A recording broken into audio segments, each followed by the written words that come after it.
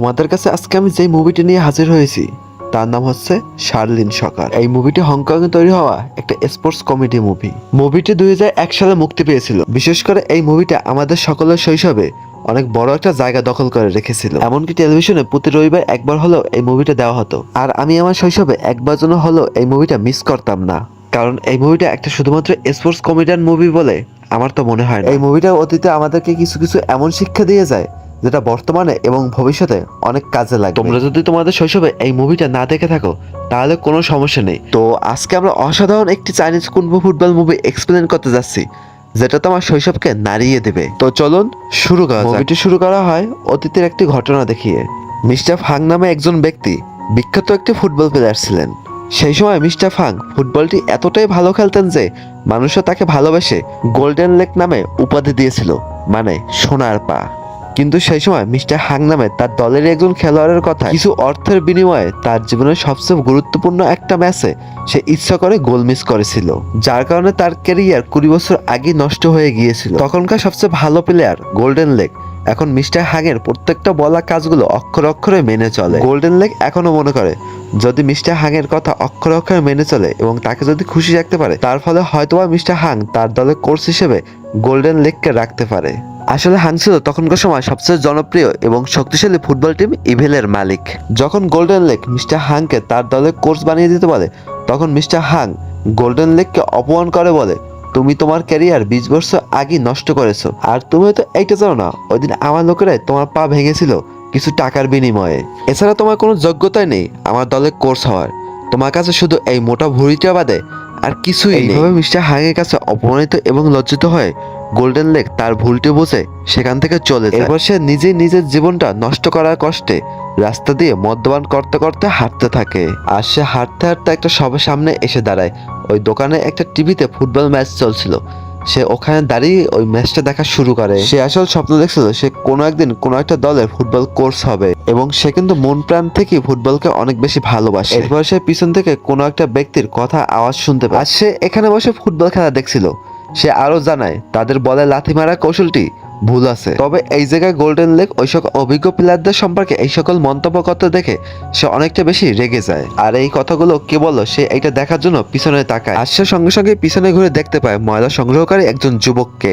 আর সে তার ময়লা স্তূপের উপরে দুইটা পা দুদিকে প্রসারিত করে ওখানে বসেই ব্যায়াম করছে আর খেলা দেখছে। এখানে গোল্ডেন লেগ এই ছেলেটাকে দেখে অনেক অবাক হয়ে যায়, কিভাবে একটা গরিব ভিখারি লোক এত বড় বড় ফুটবলারদের সম্পর্কে এমন মন্তব্য করতে পারে। তাই গোল্ডেন লেগ তাকে জিজ্ঞাসা করে, আসলে তুমি কি বলতে চাও? তখন ওই ছেলেটি গোল্ডেন লেগকে জানায় টিভিতে দেখানো ওই প্লেয়ারটির কিক করার পদ্ধতি সম্পূর্ণরূপেই ভুল, কারণ এই খেলায় মস্তিষ্ক এবং পায়ের তালমিল রাখা খুবই দরকারি। ছেলেটি গোল্ডেন লেগকে আরো জানায়, এই সমস্ত কথা আমি অতীতে আমার গুরুর কাছ থেকে শুনেছি। এরপর ছেলেটি জানায় তার গুরুর নাম ছিল সিং, আর সবাই তাকে মাল্টি স্টিং লেগ নামে চিনত। সে এখানে আরো জানায় তার মাস্টার কোনো এক সময় কুনফুর অনেক ভালো একজন ছাত্র ছিল, আর এখন সে চায় কুনফুতে সবাই পারদর্শী হয়ে উঠুক। এরপরে স্টিল লেগ তার নিজেরই পকেট থেকে কাগজ দিয়ে বানানো তার নিজের একটা ভিজিটিং কার্ড বের করে। সেই ভিজিটিং কার্ডটি গোল্ডেন লেগকে হাতে দিয়ে বলে, আপনি যদি কুনফু শিখতে চান তাহলে আমাকে যে কোনো সময় ফোন দিতে পারেন। সেই কাগজটি গোল্ডেন লেগ হাতে নিয়ে বলে, কুনফুর প্রতি আমার কোনো ইন্টারেস্ট নেই, আমি তো শুধুমাত্র একটা ফুটবলের কোর্স, আর আমার শুধুমাত্র ফুটবলের প্রতি আগ্রহ রয়েছে। আর তখনও দেখি উঁচু হিল পরা একটা মেয়ে রাস্তা দিয়ে হেঁটে যাওয়ার সময় কলার ছোকরায় স্লিপ কেটে উল্টো হয়ে পড়ে যায়। আর তখন স্টিল লেগ গোল্ডেন লেগকে ওই মেয়েটাকে দেখে বলে, যদি সে কুনফু জানতো তাহলে সে এখানে কখনোই পড়তো না। এরপরে আমাদেরকে অতীতে একটা ঘটনা দেখানো হয় যেখানে স্টিল লেগের গুরু তাকে শেখাচ্ছেন কিভাবে কলার ছোকরা পা পড়লেও সেখান থেকে বেঁচে ফিরতে হয়।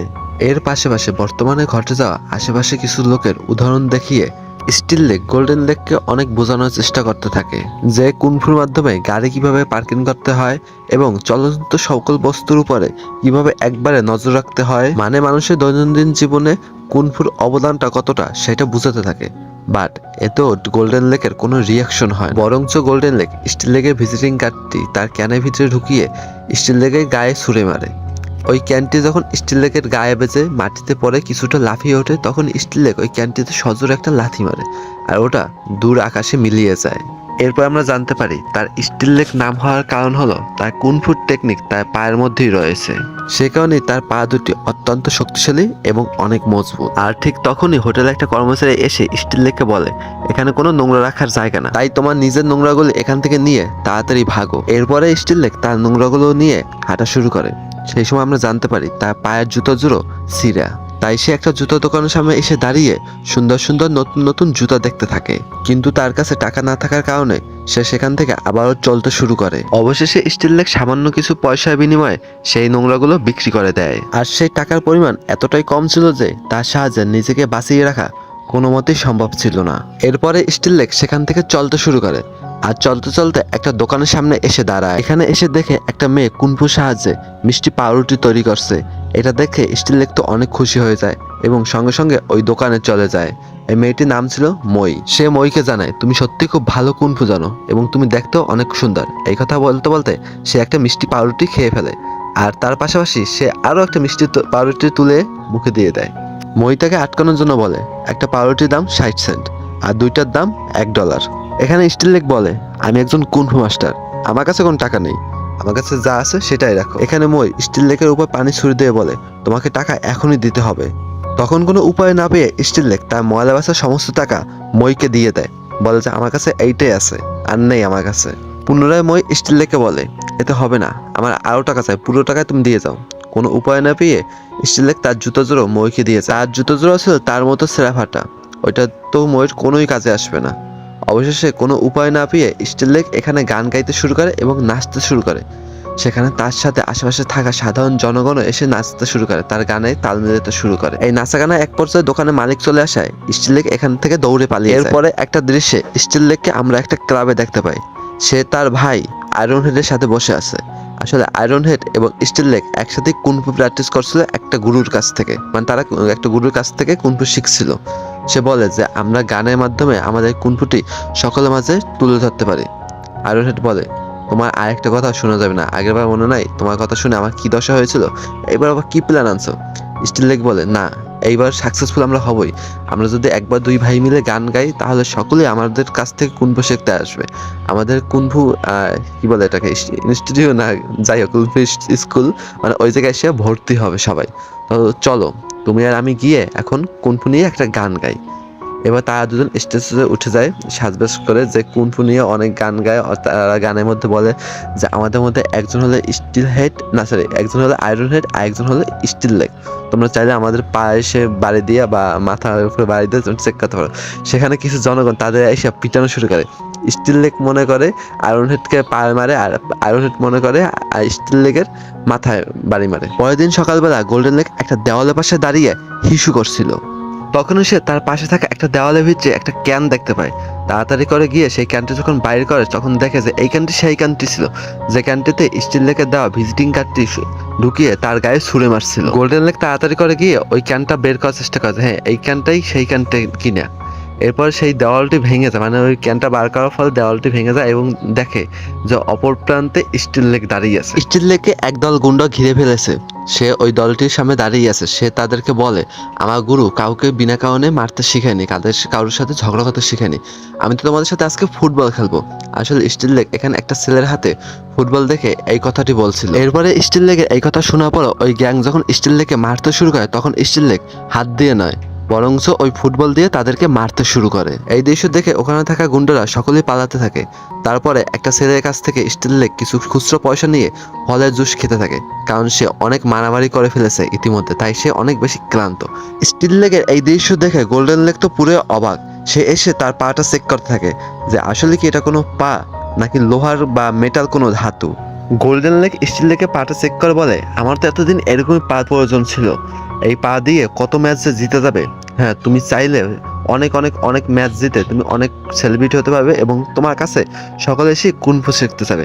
তোমার কুনফু স্টাইল আর ফুটবল খেলার দক্ষতা তুমি কাজে লাগিয়ে অনেক ম্যাচ। গোল্ডেন লেগ স্টিল লেগে এরকম কিছু অনেকক্ষণ ধরে ঢপ দেওয়ার পরে স্টিল লেগ এক পর্যায়ে রাজি হয়ে যায়। সে বলে, আসলেই তো আমার ফুটবল খেলার স্কিলের সাথে যদি কুনফুটারে মিক্স করি তাহলে তো অসাধারণ একটা জিনিস হবে।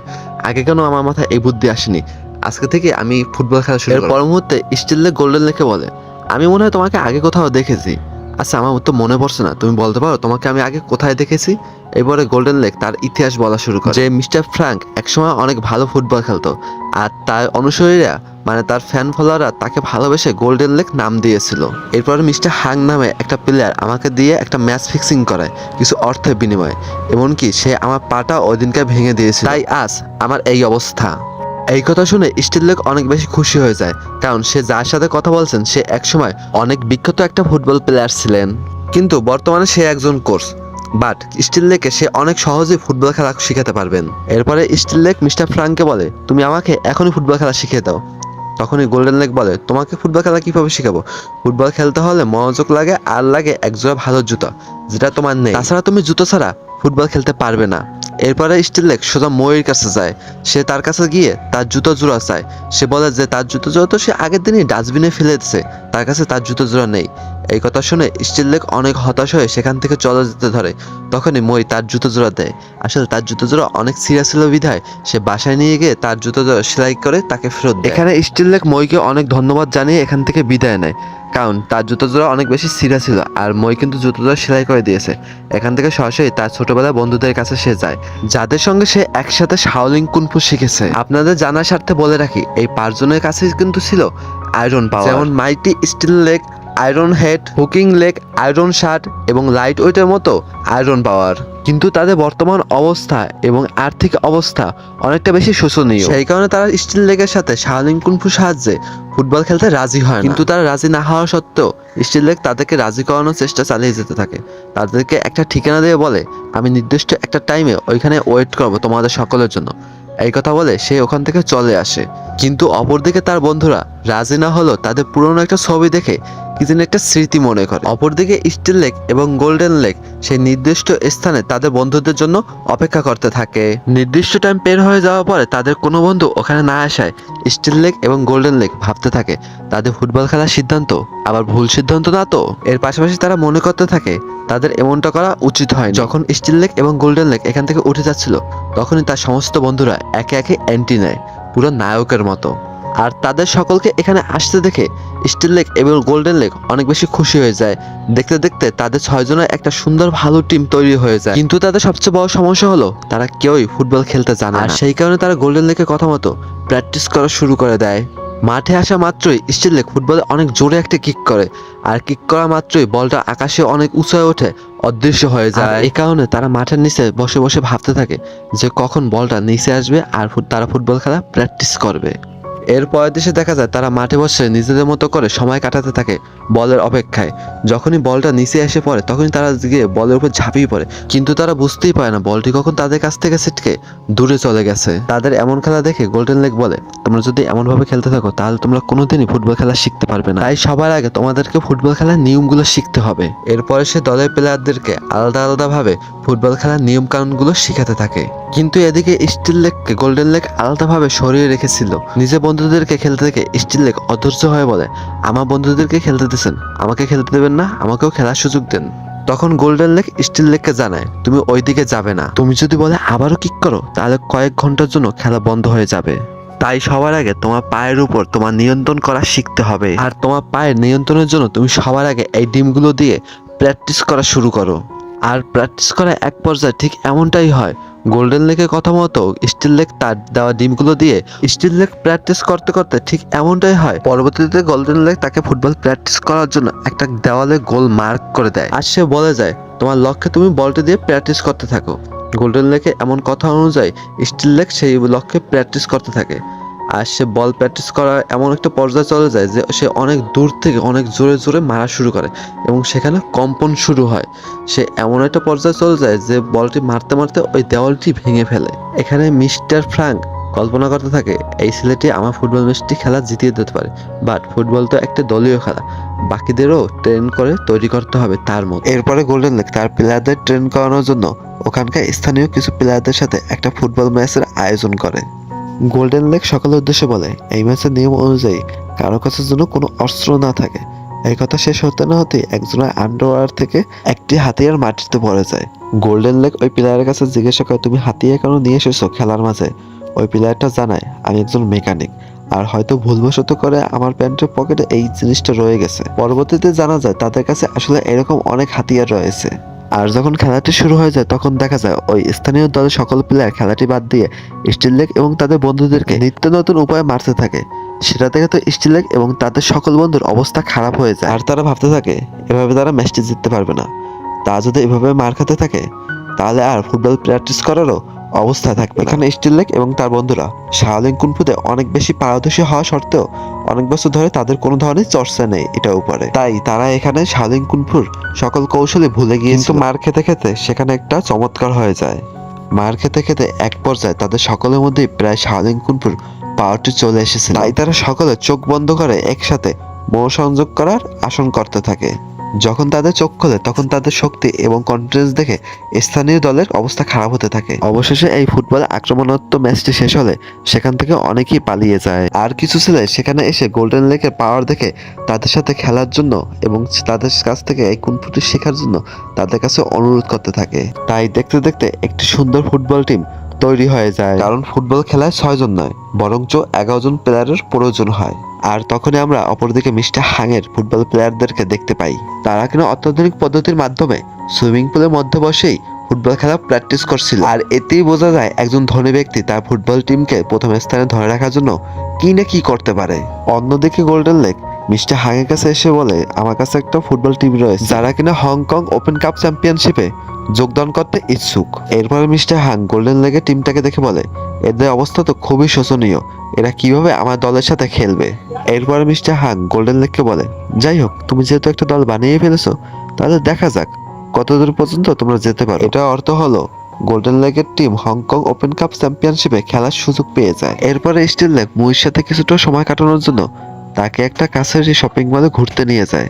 আর এখানে সে মই খুব খুশি হয়ে যায় কারণ এর আগে তাকে কেউ এভাবে কোথাও ঘুরতে নিয়ে যায়নি। এছাড়া সে দেখতে অতটা বেশি সুন্দর ছিল না, তার মুখে ছিল অনেক ব্রণ এবং স্কিনে ছিল নানা ধরনের প্রবলেম। তাই কেউই তাকে অতটা বেশি পছন্দ করতো না। কিন্তু মই ছিল মনের দিক থেকে অনেক ভালো একটা মেয়ে। আর জীবনে প্রথমবার তাকে কেউ এতটা বেশি কেয়ার করছে এটা দেখে তার উপরে মই অনেক বেশি আকৃষ্ট হয়ে পড়ে। আর তখনই ওই শপিং মলে থাকা ক্লিনারটি এখানে এসে পড়ে আর ওখান থেকে মইকে ভাগিয়ে দেয়। সে স্টিল লেকে বলে তুমি তো বলেছিলে তুমি ঠিক সময় মতো আমার কাজটি করে দেবে। আসলে স্টিল লেক এই ক্লিনারের সাথে চুক্তি করেছিল সে এই শপিং মলটি মইকে ঘুরে দেখাবে, তার বিনিময়ে তার সকল কাজ স্টিল লেক করে দেবে। এরপরে স্টিল লেক মইকে বলে তুমি বাসায় চলে যাও, আমি আমার সব কাজগুলো কমপ্লিট করে চলে আসবো। এই কথা বলে ওখানে স্টিল লেক পোষা লাগাতে থাকে। এরপরে চলে আসে আমাদের সেই অপেক্ষাকৃত দিনটি, যেদিন থেকে ওপেন কাপ কম্পিটিশন শুরু হবে। শাওলিন সকারের টিমও রেডি হয়ে গ্রাউন্ডে পৌঁছে যায়। আর খেলা শুরু হওয়ার সঙ্গে সঙ্গে স্টিল লেক প্রথম কিক করেই প্রথম গোলটি করে নেয়। আর ঠিক এরপরে শুরু হয় একের পর এক গোলের বৃষ্টি। স্টিল লেক এবং তাদের বন্ধুরা বলের সাথে সাথে প্রতিপক্ষ দলের প্লেয়ারদেরকেও গোলের মধ্যে ফেলতে থাকে। আর এভাবেই গোল্ডেন লেকের প্রথম ম্যাচটি জিতে যাওয়ার খবর মিস্টার হাংয়ের কাছে গিয়ে পৌঁছায়। আর তাদের এই প্রথম ম্যাচটা জিতার পর তাদের আত্মবিশ্বাস এতটা পরিমাণে বেড়ে গেছিল যে তারা একের পর এক ম্যাচ জিততে থাকে। তাই তাদের সকলেরই নাম ডাক চারদিকে ছড়িয়ে পড়তে থাকে, যার কারণে তাদের কাছে ভালো ভালো স্পন্সর আসতে থাকে। এর ফলে তাদের পুরান জুতাগুলো উৎসর্গ করে দিয়ে নতুন জুতা নিয়ে সেলিব্রেট করতে থাকে। এর পরের দেশে আমরা মইকে দেখতে পাই, সে নিজেকে সুন্দর দেখানোর জন্য পার্লারে গিয়ে মেকআপ করতে থাকে এবং সাথে সাথে ভালো ভালো নতুন নতুন ড্রেসও পরতে থাকে। এর ফলে মইকে অনেক সুন্দরী দেখায়। এরপর মই চলে আসে গোল্ডেন লেকের সাথে দেখা করতে। তাই স্টিল লেক মইকে নিয়ে তার বন্ধুদের সাথে দেখা করায়। স্টিল লেক মইকে জানায় আজকে তোমাকে অনেক সুন্দর লাগছে। এরপর মই স্টিল লেককেও জিজ্ঞাসা করে আচ্ছা তুমি কি আমাকে পছন্দ করো? স্টিল লেক জানায় হ্যাঁ আমি তোমাকে পছন্দ করি। তারপর আবার মই জিজ্ঞাসা করে তুমি কি আমাকে ভালোবাসো? স্টিল লেক বলে ভালোবাসি কিনা জানি না, বাট পছন্দ করি। আরেকটা কথা কি, এই ভালোবাসার জন্য আমার হাতে টাইম নেই, আমার আরো অনেক কিছু করা বাকি আছে। স্টিল লেকের এই সকল কথা শুনে ময়ের খুব খারাপ লাগে, তাই মই কাঁদতে কাঁদতে গিয়ে দোকানে পৌঁছায়। এরপরে ময়ের মালকিন তার সাথে রাগারাগি করলে সে তার মালকিনকে কুনফু স্টাইলে উচিত শিক্ষা দিয়ে সেখান থেকে চলে যায়। এর পরের দিন ম্যাচে স্টিল লেকের প্রতিপক্ষ দল হিসেবে ছিল একটা মেয়েদের টিম। আসলে তারা মোস্ট লাগিয়ে এই খেলায় অংশগ্রহণ করেছে। খেলার সময় তারা খুব ক্ষিপ্রতার সাথে বলটি গোলকিপার দিকে মারলো, গোলকিপার ওই বলটি অনায়াসই ঠেকিয়ে নেয়। এরপরে তাদের থেকে বলটা আবার ছুড়ে দেয় এবং তাদেরকে চ্যালেঞ্জ জানায় যে তোমরা বলটি কিক করো, আমি ঠেকাচ্ছি। এবার সকল মেয়েরাই একে একে তার দিকে বলটি মারতে থাকে এবং সে একে একে সকল বলই প্রতিরোধ করে। এরপর সে এমন জোরে বলটি মারে গোলকিপারই এই ম্যাচের শেষ গোলটি করে এই দলটিকে জিতিয়ে দেয়। এরই পাশাপাশি তারা প্রত্যেকটা ম্যাচ জেতার কারণে তাদের দলের সকলেই অনেক বেশি ধনী হতে শুরু করে। এত ব্যস্ততার মাঝেও স্টিল লেগ কিছু সময় বের করে মই যেখানে কাজ করতো সেখানে চলে আসে মইর খোঁজে। সেখানে এসে স্টিল লেগ যখন মইকে না দেখতে পায় তখন এই দোকানের মালকিনের কাছে মই সম্পর্কে জানতে চায়। আসলে এখানে সকল ক্রেতারা মইয়ের জন্য তার কাছে কমপ্লেন জানাচ্ছে যে মই এখন মিষ্টি পাউরুটি বদলে নোনতা পাউরুটি বানাচ্ছে। এই কথাটি যাচাই করার জন্য স্টিল লেগ তখনই মাটিতে পড়ে থাকা একটা পাউরুটি হাতে তুলে নেয় এবং সেটা খেয়ে বুঝতে পারে এটা আসলে লবণের জন্য নোনতা হয়নি, এটা নোনতা হয়েছে মইয়ের চোখে পানি। তখনই স্টিল লেগ অনুভব করে যে মই আসলে তার কথায় কতটা বেশি কষ্ট পেয়েছে, এতটাই কষ্ট পেয়েছে যে শেষ পর্যন্ত সে এখান থেকে চাকরি ছেড়েই চলে গিয়েছে। অন্যদিকে শাওলিং সকারের টিম যখন এতগুলো ম্যাচ খেলার পরে ফাইনালে উঠে যায় তখন তাদের খেলা পরে মিস্টার হাংয়ের দল এভিলের সাথে। এরপরে যখন খেলা শুরু হয় তখন স্টিল লেগ বুঝতে পারে তার প্রতিপক্ষ দলের কাছেও কোনো এক অজানা শক্তি রয়েছে। এর মধ্যে তারা এটাও ভালো করে বুঝতে পারে ওই অজানা শক্তি তাদের প্রতিপক্ষ দলের 11 জনের মধ্যে 11 জনের কাছেই রয়েছে। এর মধ্যে স্টিল লেগের দলের 6 জনের মধ্যে রয়েছে শাওলিং পাওয়ার। এর মধ্যে এই ম্যাচটি দেখতে দেখতে প্রতিযোগিতা চরম সীমানায় পৌঁছিয়ে যায়। এখানে স্টিল লেগ যখন এক পর্যায়ে গোল করার চেষ্টা করছিল তখন তার প্রতিপক্ষ দলের গোলকিপার ছিল অনেক দক্ষ। সে স্টিল লেগে গোলটাকে এক হাত দিয়ে প্রতিরোধ করে দেয়। এরপর স্টিল লেগ আবারও চেষ্টা করতে থাকে, বাট কিছুতেই কিছু কাজ হয় না। গোলকিপার পুনরায় তার এক হাত দিয়ে বলটাকে আটকাতে সক্ষম হয়। এক পর্যায়ে যখন ইভিল দলের সকল খেলোয়াড় শাওলিং দলের উপরে তাদের সমস্ত শক্তি দিয়ে আক্রমণ করে তখন শাওলিং দলের গোলকিপার একদম আগুনে ঝলসে যায়। এরপরে সাথে সাথে ওইখানে থাকা মেডিকেল ইউনিট তাকে হাসপাতাল নিয়ে ভর্তি করে। এরপরে ইভিল দলের সকল প্লেয়ার মিলে শাওলিং দলের সকল খেলোয়াড়দের অবস্থা খারাপ করে দিতে থাকে। খেলার এক পর্যায়ে শাওলিং দলের সকল লোকেরা একে অপরের সাথে যুক্ত হয়ে শাওলিং ব্যারিকেড বানালো, তাতে কোনো কাজে আসে কারণ ইভিল দলের বেস্ট প্লেয়ার ওই ব্যারিকেডটাকে এক কিকই ভেঙে দেয়, কারণ তার কাছে ছিল স্টিল লেগের মতো কোনো এক অজানা শক্তি। এরপরে ইভিল দলের সমস্ত প্লেয়াররাই নতুন গোলকিপারের মুখোমুখি হয়, কারণ একের পর এক বিধ্বংসী আগুনের মতো শটগুলো সে পেটের মাধ্যমে প্রতিরোধ করার পরেও সে এক সময় গিয়ে পরাজিত হয়। সে আর শেষ রক্ষাটি করতে পারে না। এমন একটা সময় আসে যেখানে গোলকিপার হার মেনে মাটিতে পড়ে যায় এবং তাকেও হাসপাতাল নিয়ে যেতে হয়। এরপর রেফারি এসে গোল্ডেন লেগকে জানায় তাদের দলে কোনো গোলকিপার না হওয়ার কারণে তারা এই ম্যাচটি আর কন্টিনিউ করতে পারবে। কিন্তু তখনই মাথা ন্যাড়া করা অবস্থা সবাইকে অবাক করে দিয়ে একটা মেয়ে সেখানে চলে আসে। কেউ তাকে দেখে না চিনতে পারলেও স্টিল লেগ কিন্তু তাকে দেখে ঠিকই চিনে নিয়েছে। এইটা আসলে মইকে দেখে স্টিল লেগ খুশি হলেও সঙ্গে সঙ্গে মইকে গিয়ে সে বুঝায়, তুমি এখানে কেন এসেছো, তুমি এখান থেকে চলে যাও, তুমি এই জায়গা সম্পর্কে কিছুই জানো না। প্রতিপক্ষ দলের সকলের কাছে অজানা এক শক্তি রয়েছে, আমাদের এতদিনের ট্রেনিং প্রাপ্ত গোলকিপারও তাদেরকে প্রতিহত করতে পারেনি, আর তুমি বা কিভাবে তাদের প্রতিহত করবে। এরপর মই স্টিল লেগের সেই সিয়াজুতো জোড়া দিয়ে বলে, তোমরা শাওলিং কুনফু উপরে বিশ্বাস রাখো, আমরা সকলে মিলে এই ম্যাচটা অবশ্যই জিতবো। এই বলে মই গোলকিপিং করতে চলে যায়, কিন্তু সে যে ভুলবশত দাঁড়ায় তাদের প্রতিপক্ষ দলের গোলকিপার ওখানে। এবার সে দৌড়ে চলে আসে তার নিজ স্থানে এবং বলটি সেন্টার করে। আর এই সময় ওই প্রতিপক্ষ দলের মেইন প্লেয়ার তার সমস্ত শক্তি দিয়ে বলটিকে কিক করে এবং একটা ডেভিলের আকার নেয়। মই শূন্যে হাতটি ঘুরিয়ে শাওলিং সকারের কুনফু স্টাইলে বলটাকে একদমই স্মুথলি হ্যান্ডেল করে, যেন মনে হচ্ছিল এখানে কিছুই হয়নি।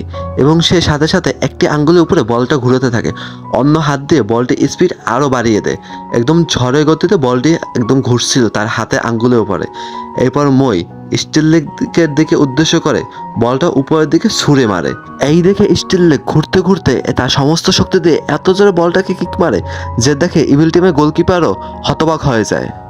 কিন্তু তখন আর কিছুই করা ছিল না, বলটির গতি এতটাই বেশি ছিল যেন ঝড়ের গতিতে তার দিকে এগিয়ে আসছে এবং তাকে পুরোপুরি উলঙ্গ করে দিয়ে তাকে সঙ্গে নিয়ে ওই বলটি গোল হয়ে যায়।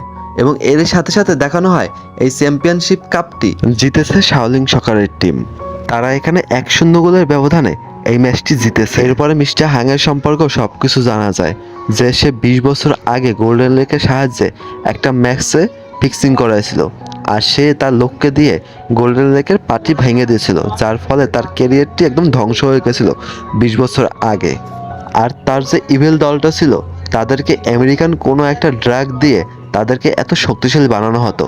কোনো ম্যাচ খেলার আগে তারা ওই ড্রাগটি ইনজেক্ট করে আসতো তাদের শরীরে, যার কারণে তারা এত বেশি অ্যাগ্রেসিভ এবং হিংস্র হয়ে উঠতো। এর মাধ্যমে আমাদের এই মুভিটি আজকের মতো শেষ করা হয়। এটা একটা চাইনিজ কমেডিয়ান মুভি হলো, এই মুভিটা আমাদেরকে শৈশবকে লাড়িয়ে দিয়ে যায়। সো আজকে মুভিটা যদি তোমাদেরকে ভালো লাগে তাহলে মুভিটাতে একটা লাইক, কমেন্ট, শেয়ার, সাবস্ক্রাইব অবশ্যই করবে। তো দেখা হচ্ছে নেক্সট ভিডিওতে। ততক্ষণ পর্যন্ত তোমরা ভালো থেকো, সুস্থ থেকো, নিজে এবং পরিবারের খেয়াল রাখো। আল্লাহ হাফেজ।